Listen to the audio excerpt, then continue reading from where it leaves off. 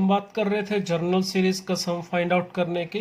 तो अभी हम उसी के ही अंदर नेक्स्ट जो टाइप के एग्जांपल है उसकी बात करेंगे, जिसमें हम यूज़ करेंगे सम फाइंड आउट करने के लिए मेथड ऑफ डिफरेंस। तो देखिए ये भी एक जर्नल सीरीज है। कैसे पता चल रहा है? इसमें जो तीन टर्म अपने को दिखाई दे रही हैं, इसकी जो नेक्स्ट टर्म है हम इसको देख के बता सकते हैं क्या होगी। और हमें इस सीरीज का सम फाइंड आउट करने के लिए कहा है एन टर्म्स तक। तो जब भी जर्नल सीरीज का सम फाइंड आउट करना हो तो आपको बताया था पहला स्टेप होता है हमेशा Tn फाइंड आउट करना। तो इसमें देखिए nth टर्म क्या होनी चाहिए, nth लिखो rth लिखो एक ही बात है, उससे कोई फर्क नहीं पड़ता। अगर इसके अंदर हम nth टर्म फाइंड आउट करना चाहें तो ऊपर नोमिनेटर को देखेंगे तो फर्स्ट टर्म में 1, सेकंड में 2, थर्ड में 3, तो इसका मतलब nth में होना चाहिए n। क्लियर?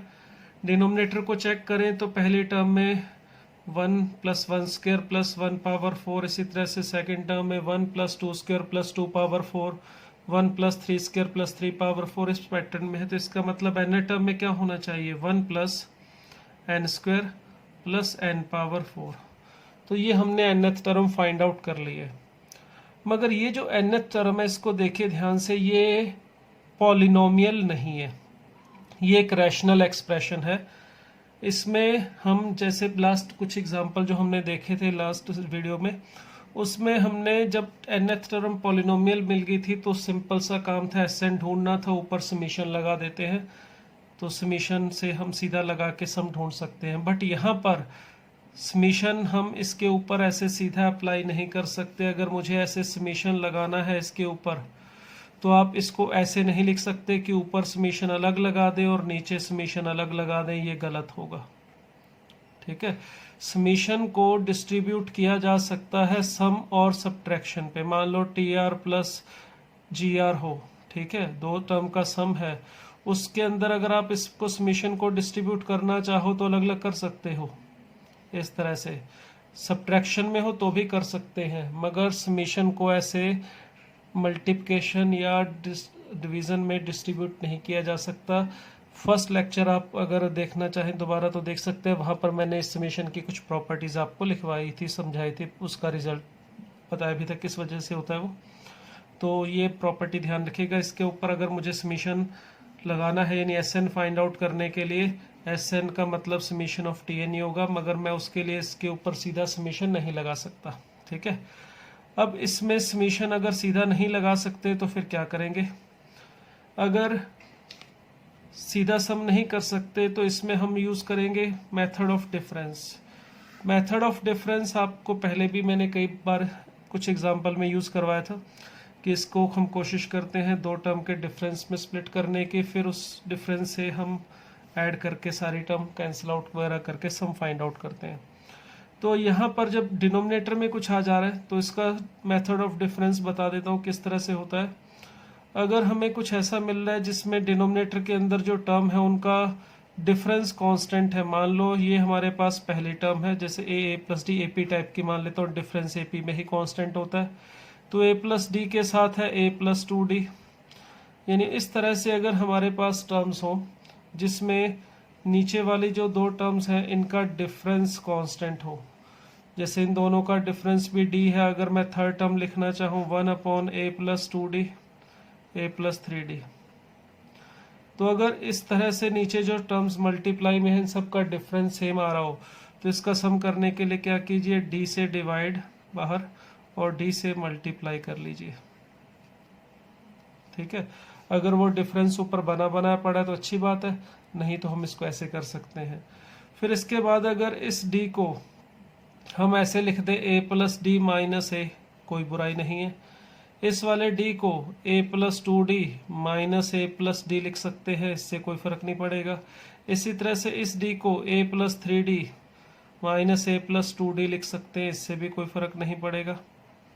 तो इससे क्या होगा, जब हम दोनों को अलग अलग डिवाइड करेंगे तो हमारी सारी टर्म्स कैंसिल आउट हो सकती हैं। तो जब भी ऐसे दो टर्म का प्रोडक्ट हो नीचे, उसका डिफरेंस देखो ऊपर बनाओ और फिर दोनों के साथ अलग अलग डिवाइड करो। जैसे यहाँ पर d बाहर रख के अगर मैं दोनों के साथ अलग अलग डिवाइड करूँगा तो 1/a 1/a + d इस तरह से मिलेगा। इसी तरह से इसमें क्या मिलेगा, 1/a + d -1/a+2d। तो इस तरह से अगर मिल जाएगा तो ये सारी टर्म्स कैंसिल आउट होती जा सकती हैं।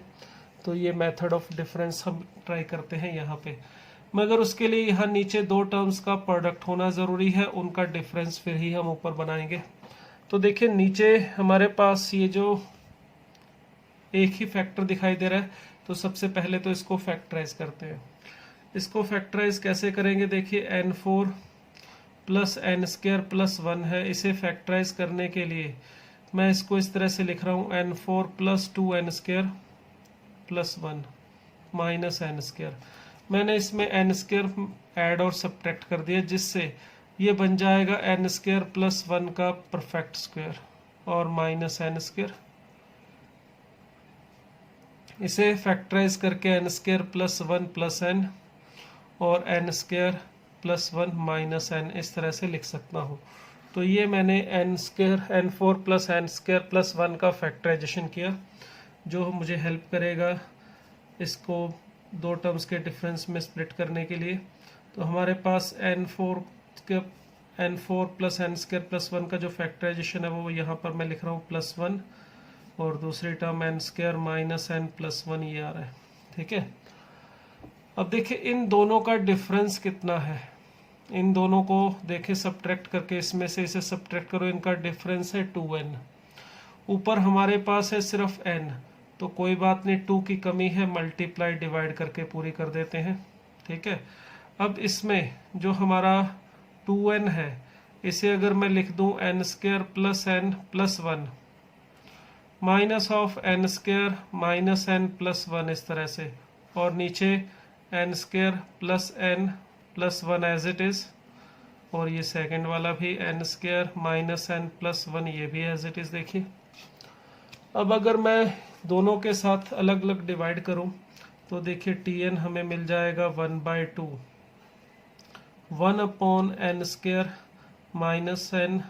+ 1, और यहाँ पे 1/n² + n + 1 ये हमें मिल रहा है। सॉरी, तो ये हमारे पास दो टर्म के डिफरेंस में जो है tn को हमने स्प्लिट कर लिया है। अब चलिए इसमें हम 1 2 3 पुट करके ऐड करते हैं, देखते हैं सम क्या आ रहा है। तो यहाँ पे इसको हटा दो एक बार। तो हमने देखिए यहाँ पर tn जो था हमारा, उसे सिंप्लीफाई करके कुछ इस तरह से बना लिया था 1/n² + n, सॉरी यहाँ -n + 1 और -1/n² + n + 1 था। ठीक है, आप इसमें थोड़ा और भी अगर इसको सिंप्लीफाई करना चाहें कर सकते हैं, परफेक्ट स्क्वायर में कन्वर्ट करना चाहें कर सकते हैं। अगर हम इसको एज इट इज़ भी रख लें तो भी कोई समस्या नहीं है।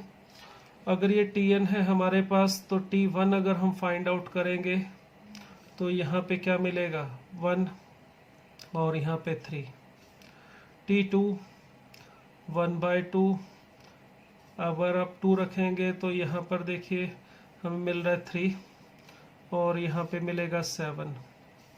t3 रखने पर 1/2, यहाँ पे 3 रख के देखिए 9 + 1 10 - 3 7, और यहाँ पे 3 रखने पर 10 + 3 13, सॉरी 9 + 4 13 ये मिलेगा।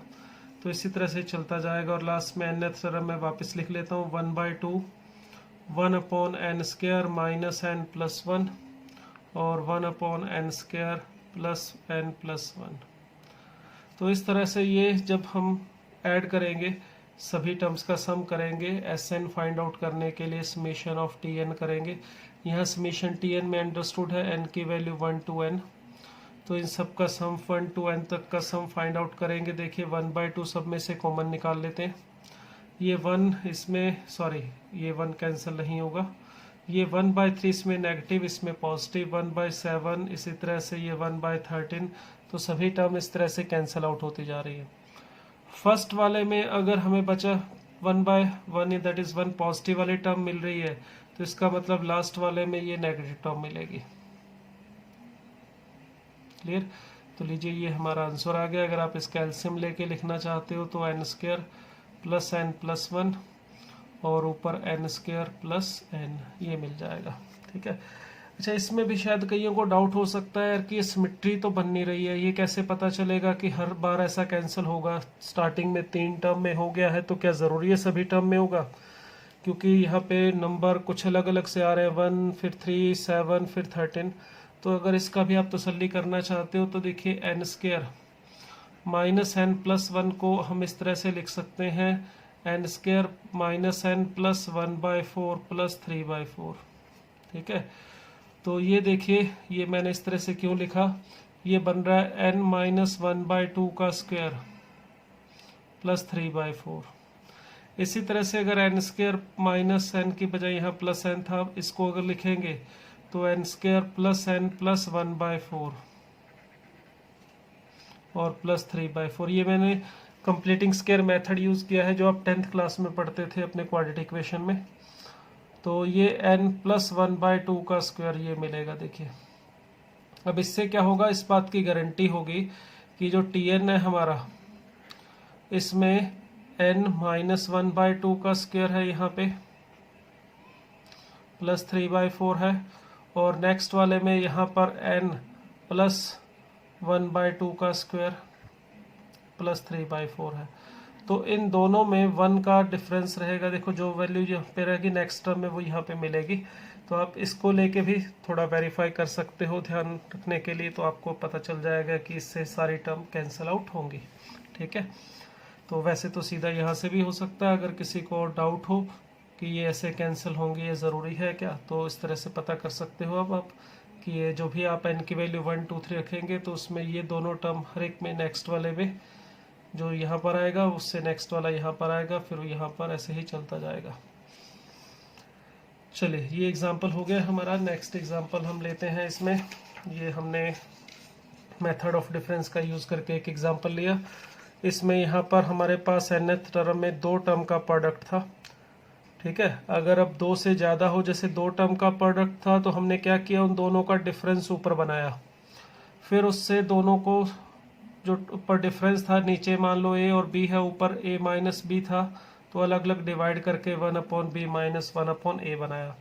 अब अगर ज़रूरी नहीं है हमेशा नीचे 2 टर्म ही मिले, 2 से ज़्यादा मिलेंगे, फिर कैसे कर सकते हैं, उसके लिए एक एग्जांपल ले रहे हैं। देखिए यहाँ पर इस एग्जांपल में हमारे पास nth जो टर्म बन रही है उसको बना के देखें। उसमें हमें जो सीक्वेंस है इसको देख के पता चल रहा है कि यहाँ पर नीचे 2 नहीं 3 टर्म्स आएंगी। ठीक है। हर एक टर्म में यहाँ पर नीचे 3 टर्म का प्रोडक्ट है, तो nth टर्म में भी यहाँ पर 3 टर्म का ही प्रोडक्ट आएगा। ये जर्नल सीरीज है हमारी।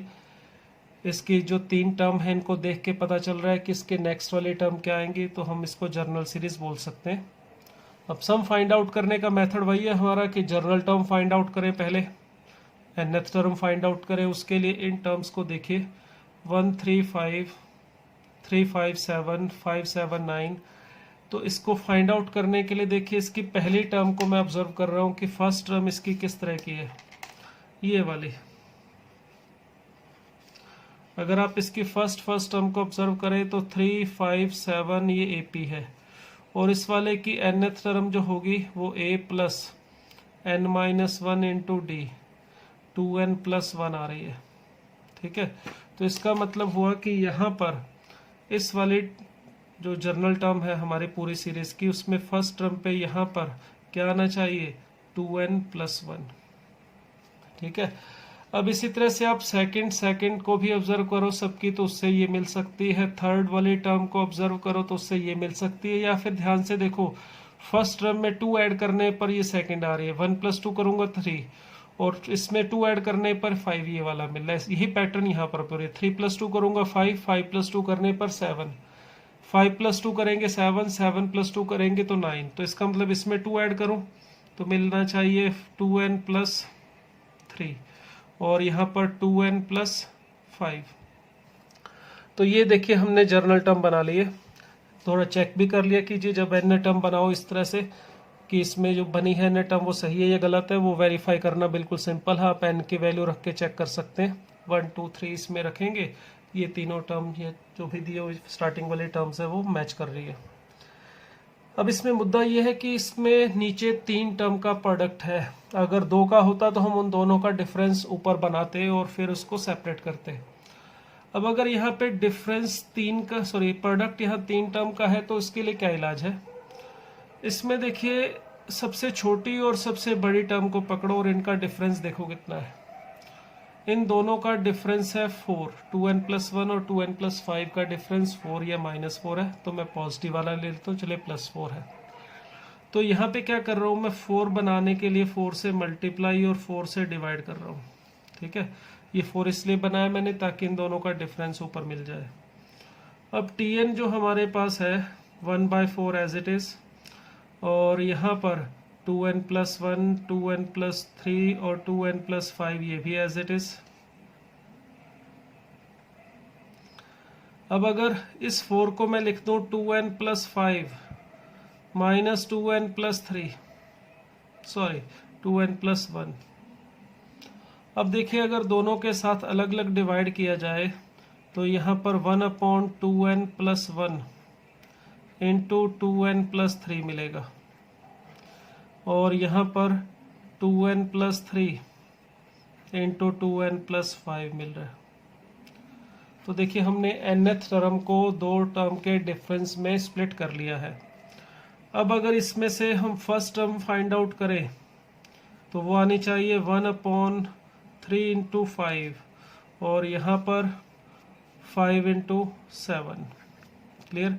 t2 अगर फाइंड आउट करें इसी तरह से, इसमें n की जगह 2 रख के देखिए 5 इंटू 7, और यहाँ पर 7 इंटू 9 मिल रहा है। थर्ड टर्म देखना चाहें तो 1/4 रखने पर यहाँ मिलेगा 1/7 इंटू 9 माइनस 1/9 इंटू 11, ये मिलता चला जाएगा। अगर इसी पैटर्न पे चलते रहें और लास्ट टर्म लिख ले, nth term 1/4 2n+1 into 2n+3 minus 1/2n+3 into 2n+5। अब देखिए अगर हम Sn फाइंड आउट करना चाहते हैं, मतलब इस सभी टर्म्स का सम r फ्रॉम 1 to n, या लिख सकते हो यहाँ पे n और यहाँ पर भी n, बात एक ही है। तो इन सब का सम फाइंड आउट करेंगे। देखिए यहाँ से लेके इन सब को ऐड कर दें तो 1/4 बाहर रहेगा, ये नेगेटिव पॉजिटिव सेम इसी तरह से कैंसिल आउट होता जाएगा। फर्स्ट वाले में पॉजिटिव बचा है तो लास्ट वाले में नेगेटिव टर्म बचनी चाहिए। तो 1/3 into 5 minus 1/2n+3 into 2n+5। देखिए इस तरह से इसको भी हमने कर लिया। प्रोडक्ट में थे हमारे पास 3 टर्म, तो उसका भी इलाज ऐसे ही हो सकता है, कोई समस्या नहीं है। अब देखिए अगर 3 से ज़्यादा हो फिर क्या होगा। अभी पहले हमने 2 की बात की, फिर 3 की बात की। अब अगर हम 3 से भी ज़्यादा लेके देखें तो क्या होगा, उसके लिए एक एग्जांपल ले रहा हूँ। देखिए यहाँ अब देखिए हमारे पास जो लास्ट कुछ 2 एग्जांपल थे उसमें नीचे 2 टर्म थी या 3 थी। अब इसमें देखिए जो टर्म्स का नंबर है डिनोमिनेटर में वो 3 से भी ज़्यादा है, मगर है कितना ज़रा देख लेते हैं इसको भी। जैसे अगर हम इसमें r की वैल्यू 1 रखेंगे तो क्या मिलेगा। देखो पहली टर्म, r को 1 रखने पर ऊपर तो 1 ही आएगा, नीचे यहाँ पर कितनी टर्म आएंगी। यहाँ नंबर ऑफ टर्म कांस्टेंट नहीं है, वो भी r के ऊपर डिपेंड कर रही है। जैसे लास्ट टर्म इसमें 2r+1 है, अगर r को मैं 1 रखूँगा तो यहाँ 3 आ रहा है। इसका मतलब इस सीरीज़ में से आपने 1 और 3 ये 2 टर्म तक जाएगा। लास्ट वाला टर्म हमारा यहाँ से r को 1 रखने पर 3 तक आएगा, तो 1 इंटू 3 ये पहली टर्म होगी। दूसरी टर्म के लिए r की वैल्यू अगर मैं 2 रखता हूँ यहाँ पे, तो r को 2 रखने पर मुझे क्या मिलेगा, यहाँ पर r को 2 रखने पर 5 मिल रहा है। इसका मतलब मुझे यहाँ पे 1 से स्टार्ट होके 5 तक जाना है, तो यानी कि 1 इंटू 3 इंटू 5 इस तरह से मिलेगा। इसी तरह से अगर मैं 3 रखूँ यहाँ पे r की वैल्यू, ऊपर तो 3 मिलेगा, यहाँ 3 रखने पर 7 आ रहा है, मिनटू से यहाँ 1 3 5 और 7। तो डिनोमिनेटर में जो टर्म्स है उसका नंबर बढ़ता जा रहा है जैसे जैसे हम आगे की तरफ जा रहे हैं। और हमें इसमें Sn का मतलब n नंबर तक का सम ढूंढना है, और इसमें हमें nth टर्म भी इसने बना के दी हुई है। nth टर्म लिखो या इसे जर्नल टर्म यानी rth टर्म लिखो, एक ही बात है। तो n टर्म लिखते तो बस r की जगह n लिख देते और कोई फ़र्क नहीं है। 1 3 5 7 9 एंड अप टू कहाँ तक जाएगा 2r+1 तक। तो देखिए यहाँ पर भी जो डिनोमिनेटर है उसमें नंबर ऑफ टर्म जो है हमारे पास काफ़ी ज़्यादा है, तो समीशन तो हम इस पे सीधा लगा नहीं सकते, पॉलिनोमियल नहीं है ये। तो मेथड ऑफ डिफरेंस अप्लाई करने की कोशिश करते हैं, इसको दो टर्म के डिफरेंस में स्प्लिट करने की कोशिश करते हैं। उसके लिए देखिए यहाँ पर हमारे पास r ऊपर जो दिखाई दे रहा है और फर्स्ट और लास्ट टर्म जो है इन दोनों का डिफरेंस भी देखिए ज़रा कितना है। सबसे छोटी और सबसे बड़ी टर्म का डिफरेंस दिखाई दे रहा है हमें 2r+1 और 1 का डिफरेंस 2r दिखाई दे रहा है। तो ऊपर r दिखाई दे रहा है, तो एक काम करते हैं, पहले तो मैं 2 से डिवाइड कर लेता हूँ इसको और 2 से मल्टीप्लाई, नीचे 1 × 3 × 5 अप टू कहाँ तक जाएगा 2r+1 तक। अगर आप इससे एक सेकंड लास्ट टर्म भी लिखना चाहें तो लिख सकते हैं, इससे पीछे आना चाहिए 2r-1, क्योंकि आगे की तरफ जा रहे हैं तो 2 ऐड होता जा रहा है सभी टर्म में, पीछे की तरफ आएंगे तो 2 सब्ट्रैक्ट होगा। तो यहाँ पे r था, अब हमें मिला 2r। क्लियर। अब हमारे पास ये जो फर्स्ट और लास्ट टर्म है इनका डिफरेंस था 2r, वो हमने ऊपर बना लिया। अब इस 2r को इनके डिफरेंस की फॉर्म में लिखेंगे तो 2r+1 और -1 ऐसे लिख सकते हैं। अब अगर मैं इसे दोनों के साथ अलग अलग डिवाइड कर दूं तो 1/2 एज इट इज़, इसके साथ डिवाइड करेंगे तो हमें मिलेगा 1 3 5 अप टू कहाँ तक देखिए 2r+1, ये लास्ट टर्म कैंसिल हो जाएगी तो 2r-1 सेकेंड लास्ट टर्म तक बचेगा। और इसमें क्या मिलेगा 1 × 3 × 5 अप टू इसी तरह से कहाँ तक 2r+1 तक जाएगा, 2r-1 भी आएगा यहाँ पे। तो इस तरह से हमने इसको दो टर्म के डिफरेंस में स्प्लिट कर लिया है। अब अगर हम t1 फाइंड आउट करें तो देखिए r की वैल्यू 1 रखने पर यहाँ पर 1 ही मिल रहा है, इसका मतलब यहाँ पर इसमें 1 तक जाना है अपने को, सिर्फ 1 ही आएगा। और यहाँ पर r को 1 रखने पर 3 मिल रहा है, तो इसका मतलब इसमें 3 तक जाना है, मतलब 1 × 3 इसमें मिलेगा। t2 अगर फाइंड आउट करना है तो r की वैल्यू 2 रख दीजिए, यहाँ 2 रखने पर मिलेगा 3, तो इसका मतलब फर्स्ट वाले टर्म में हमें यहाँ 3 तक पहुँचना है, 1 से लेके 3 तक चले गए, 1 × 3। और इसमें यहाँ पे r को 2 रखने पर 5 मिलने का मतलब इसमें 5 तक जाना है, तो 1 × 3 × 5 इस तरह से। t3 फाइंड आउट करें तो 1/2, यहाँ पर 3 रखने पर 5 मिल रहा है, इसका मतलब 1 3 एंड 5 तक चलेंगे। और यहाँ 3 रखने पर 7 मिलने का मतलब 1 3 5 एंड 7 तक चलेंगे।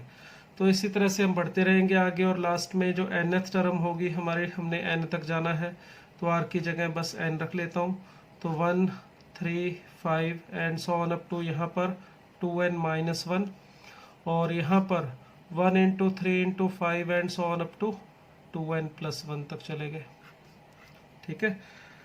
अब देखिए इसमें जब हम सबको ऐड करेंगे, Sn फाइंड आउट करेंगे, summation r from 1 to n tr, तो इसका मतलब हमें इन सभी टर्म्स का सम फाइंड आउट करना है। तो सबको ऐड करेंगे, देखिए 1/2 जो है इसमें से कॉमन निकल जाएगा, सब में सब मल्टीप्लाई में है, ये 1/3 इसके साथ, इसी तरह से ये नेक्स्ट वाले के साथ इस तरह से कैंसिल आउट होता जा रहा है। अब फर्स्ट वाले में देखिए अगर पॉजिटिव टर्म बच रही है 1, तो लास्ट वाले में बचनी चाहिए नेगेटिव टर्म, तो 1 माइनस यहाँ पर 1/1 × 3 × 5 and so on up to 2n+1, ये आ जाएगा। ठीक है। इस वाले केस में मुझे अगर s इनफाइनाइट भी पूछा जाए तो भी मैं बता सकता हूँ कैसे। अगर n इनफाइनाइट तक जाएगा तो ये जो नीचे वाली टर्म है हमारे पास सेकंड वाले में, ये डिनोमिनेटर जो है इसका बढ़ता जाएगा, ये तो सेम रहेगा। यहाँ पर जब डिनोमिनेटर बढ़ता जाएगा, नीचे वाली टर्म इनफाइनाइट पे पहुँचेगी तो डिनोमिनेटर इनफाइनाइट पे पहुँच जाएगा। इनफाइनाइट नहीं होगा, एग्जैक्ट इनफाइनाइट कभी नहीं होता, डिनोमिनेटर इनफाइनाइट के पास चला जाएगा, अप्रोचेस टू इनफाइनाइट होगा। तो ये वाली वैल्यू देखिए समथिंग 1/इनफाइनाइट या अप्रोक्सीमेट टू इनफाइनाइट या अप्रोचेस टू इनफाइनाइट हो डिनोमिनेटर, तो इसकी वैल्यू हो जाएगी 0, तो आंसर आ जाएगा 1/2। तो यहाँ पर हम इस केस में इनफाइनाइट का भी पूछा जाए तो वो भी बता सकते हैं, अगर एन टर्म का पूछा जाए तो यहाँ पे रुक सकते हैं, ये हमारा एन टर्म्स का सम आ जाएगा। क्लियर। तो देखिए यहाँ पर जो हमने अभी एग्जांपल किए, इनमें क्या था मेन चीज़, ये किया। इससे पहले इसमें दो टर्म्स थे, सॉरी तीन तीन का प्रोडक्ट था, इसमें बहुत सारी टर्म का प्रोडक्ट था। तो सब में मुद्दा एक था कि हमारा जो टीएन था वो पॉलिनोमियल की फॉर्म में नहीं था, या ऐसी सम जनरल टर्म नहीं थी जो कि एपी या जेपी की हेल्प से हो सके। तो हमने इसमें मेथड ऑफ डिफरेंस से इसकी nth टर्म को कोशिश की दो टर्म के डिफरेंस में स्प्लिट करने की, उसके बाद हमने उनको ऐड कर लिया। अब एक और एग्जांपल ले रहा हूँ। देखिए ये जो मेथड ऑफ डिफरेंस है, ये कोई ऐसा नहीं कि एक ही पर्टिकुलर टाइप के इसके एग्जांपल मिलते हैं, बहुत सारे टाइप के इसके एग्जांपल मिल सकते हैं। अलग अलग क्वेश्चन में अलग अलग जो हमारे पास शेप्स होंगी, उसके अंदर इंफॉर्मेशन होगी, जो भी टर्म्स होंगी, उसको देख के थोड़ा बहुत मेथड हमें चेंज करना पड़ता है उसे स्प्लिट करने के लिए दो टर्म्स के डिफरेंस में। जैसे यहाँ पर भी मैं इसका यूज़ करूँगा। इसमें देखिए हमें क्या गिवन है और किस तरह से हम इसमें यूज़ करेंगे मेथड ऑफ डिफरेंस। यहाँ पर हमारे पास ये सीरीज दे रखी है, ये बताया हुआ है इसके अंदर कि जो A1, A2, A3 हमारी टर्म्स हैं, A1, A2, A3 ये AP में है। ठीक है, थोड़ा सा इसको हाईलाइट में डिफरेंट कलर से कर देता हूँ। देखिए ये जो टर्म्स हमें दे रखी हैं ये बता रखा है AP में है, A1, A2, A3, AN। ठीक है, और कॉमन डिफरेंस भी बता रखा है हमें D है इसका, और इसका यूज़ करके हमें इनको इस सीरीज के सम को फाइंड आउट करना है जो कि कॉसेक में है। ठीक है, अब इसके अंदर भी देखिए, अगर मैं देखूं इसकी जर्नल टर्म क्या होगी, TR क्या होगी। पहली टर्म में है cosec A1, cosec A2, second में कॉसेक A2, कॉसेक A3, तो इसका मतलब cosec AR, cosec of AR plus 1, कुछ इस तरह से होगा। ठीक है, मगर इसमें ध्यान रखिएगा फर्स्ट टर्म में A1 और यहाँ पे AN-1, इसका मतलब यहाँ नंबर ऑफ टर्म n नहीं है, नंबर ऑफ टर्म है n-1। तो यानी जो s है, s का मतलब होगा TR का जो सम है R फ्रॉम 1 to n-1। ये भी थोड़ा ध्यान रखने वाली बात होती है। हम जर्नली सभी सीरीज में हम मन से मान के बैठ जाते हैं कि n टर्म है, तो कई बार n होती हैं, कई बार n+1 भी हो सकती हैं, यहाँ n-1 है, तो वो ध्यान से देखना है, उसके हिसाब से ही हमें फाइनल आंसर लिखना होगा। अगर हम यहाँ पे n लिख देंगे तो हमारा जो मिस्टेक हो जाएगा, इसमें फाइनल आंसर जो हमें मिलेगा वो गलत आएगा। चलिए अब इसमें देखें क्या कर सकते हैं। इसमें हमें ये बता रखा है कि A1, A2, A3 AP में है, इसका मतलब A2 minus A1 is equal to A3 minus A2, ये इक्वल होगा, and so on up to AR minus AR-1। सभी की सभी वैल्यूज हमारी सेम होंगी, किसके इक्वल होगी, D के, यानी कि कॉमन डिफरेंस। अब इसकी हेल्प लेंगे हम यहाँ पे इसको दो टर्म के डिफरेंस में स्प्लिट करने के लिए, क्योंकि सीधा तो हो नहीं सकता, कॉसेक का सम का ऐसे पूरी सीरीज का कोई फार्मूला हमारे पास होता नहीं है, और कॉसेक में भी वैसे फार्मूले हमारे पास कम ही होते हैं। कॉसेक और सेक में ज़्यादातर फार्मूले साइन कॉस में होते हैं। इस वजह से मैं क्या कर रहा हूँ, इसको नीचे ले जाके sine of AR, sine of AR+1 इस तरह से लिख रहा हूँ। अब मुझे ये दिखाई दे रहा है कि इसके अंदर ये जो एंगल है साइन के, इनका डिफरेंस कांस्टेंट है। AR और AR-1 का लिखो, या AR+1 माइनस AR का डिफरेंस लिखो, वो D ही रहेगा। नेक्स्ट टर्म का डिफरेंस, हर एक टर्म का उससे पीछे वाली टर्म के साथ जो डिफरेंस है AP में कांस्टेंट होता है, जिसे हम कॉमन डिफरेंस बोलते हैं। तो मुझे पता है इन दोनों का डिफरेंस कांस्टेंट है। अब ऐसे समझो कि हमारे पास यहाँ नीचे साइन A साइन B पड़ा है, क्लियर, और मुझे इन दोनों का डिफरेंस पता है, कांस्टेंट है। A माइनस B जो हमारे पास है, या B माइनस A, कुछ भी लिख लो, वो कांस्टेंट है, वो है D इस केस में। B का मतलब ये वाली वैल्यू, A का मतलब ये, और इन दोनों का डिफरेंस ये B माइनस A है, और ये कांस्टेंट है D। अब इसकी हेल्प लेके मुझे इसको अलग करना है, दो टर्म्स के डिफरेंस में स्प्लिट करना है। तो कैसे करेंगे, देखिए, अगर इन दोनों का डिफरेंस D है तो मैं इसमें साइन D से डिवाइड कर रहा हूँ। ठीक है, और साइन D, इन दोनों का जो डिफरेंस है उससे मैं मल्टीप्लाई कर रहा हूँ, और यहाँ पे नीचे AR and AR, sine of AR+1 as it is. अब देखिए यहाँ पर मैंने भी कुछ लिखा नहीं था जानबूझ के, है तो यहाँ पे साइन D ही, मगर D को देखिए क्या लिखा जा सकता है, B माइनस A, यानी कि AR+1 माइनस AR। क्लियर? मतलब क्या है, यहाँ पे ये जो हमारे पास है कुछ इस तरह से मिल रहा है, इसको हटा देता हूँ। हमें नीचे तो देखिए साइन ए साइन बी मिल गया, साइन ए साइन बी, और ऊपर नोमिनेटर में क्या दिखाई दे रहा है, एक तरह से sine of B minus A. Clear? अब अगर इसको मैं लिखना चाहूँ तो ऐसे लिख सकता हूँ, sine B cos A minus cos A sine B. जगह कम है, चलो इधर लिख लेता हूँ। इसकी वैल्यू लिख सकता हूँ मैं cos B, sorry sine B, क्योंकि बी माइनस ए इसलिए पहले साइन बी आएगा और कॉस ए, फिर minus cos B sine A आ जाएगा। नीचे दिखाई दे रहा है साइन ए साइन बी। अब अगर आप इसे दोनों के साथ अलग अलग डिवाइड करके देखें तो देखिए फर्स्ट वाले के साथ डिवाइड करोगे साइन बी कैंसिल होके मिलेगा कॉट ऑफ ए और माइनस कॉट ऑफ बी। ठीक है, ये मैंने क्या किया है, इसी को ही थोड़ा सिंपल लिख के सिंप्लीफाई किया है। ये ऐसे ए R plus one A R लिखने की बजाय मैंने ए आर को ए और ए आर प्लस वन को बी लिख लिया, तो साइन ए साइन बी था, ऊपर साइन ऑफ बी माइनस ए था। तो इसको देखो ये किस फॉर्म में कन्वर्ट हो रहा है, cot B sorry cot A minus cot B, यानी जो हमारी जर्नल टर्म है यहाँ पे 1 साइन डी, ये तो बाहर एज इट इज, और यहाँ पर हमें मिल रहा है cot of A R minus cot of A R plus one. ठीक है, कॉट ए का मतलब ए हमने इसको लिया था ए आर को, और कॉट बी का मतलब ए आर प्लस वन को लिखा था। ठीक है, अब ये हमें मिल गया है। अब देखिए इसके अंदर हमने इसको दो टर्म्स के डिफरेंस में स्प्लिट करना था, वो हो चुका है। अब अगर ये दो टर्म के डिफरेंस में हमने इसको स्प्लिट कर लिया है तो इसको देखिए, अगर मैं T1 T2 T3 निकाल के ऐड करूंगा, T1 का मतलब साइन डी है, इसको मैं सीधा ही लिख लेता हूँ। चलिए Tn या Tr का समीशन कर लेते हैं, r from 1 to n minus one, S N minus one ढूंढ रहे हैं, या एस लिखा था हमने इसका नाम। तो इसको सम को ढूंढने के लिए देखिए सब में साइन डी जो है हमारे पास वो मिलेगा, T1 में भी T2 में भी T3 में, उसको बाहर लिख लिया। T1 में यहाँ पे क्या मिलेगा, देखिए cot of A1 minus cot of A2। Second term में क्या मिलेगा, cot of A2 minus cot of A3।